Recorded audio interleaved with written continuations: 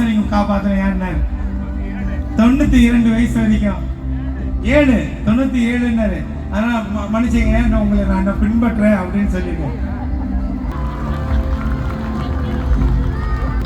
எல்லாத்துக்கும் வணக்கம். நான் கிட்டத்தட்ட காலையில் 6 மணியிலிருந்து இங்கே தான் உட்காந்துருக்கேன். நிகழ்ச்சி ஆரம்பிக்கும் போதே வந்துட்டேன். இப்போதான் பையன் கொண்டு வந்து தண்ணி கொடுத்தான். சொன்னேன், ஏப்பா தண்ணி காட்டிட்டாங்க, நீ தண்ணி கொடுக்காட்டி என்ன அப்படின்னு. இருந்தாலும் இந்த நிகழ்ச்சிக்கு நான் வந்தாகணும்னு நினைச்சே வந்தேன். எல்லாரும் மேடையில் இருக்கிறவங்கள எனக்கு இப்போ 75 வயசாச்சு. என்னை விட பெரியவங்களும் இருக்காங்க, சின்னவங்களும் இருக்கிறாங்க. எல்லாத்துக்குமே நன்றி சொல்லிக்கிறேன். காரணம் என்னன்னா,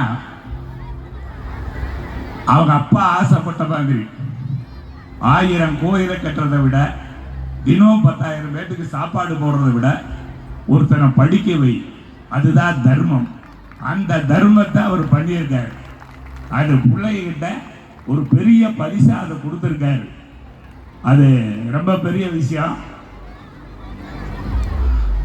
நான் எங்க வீட்டில் எழுதி வச்சிருப்பேன், அம்மாங்கும் போது அது ஒரு பெரிய சிறப்பு.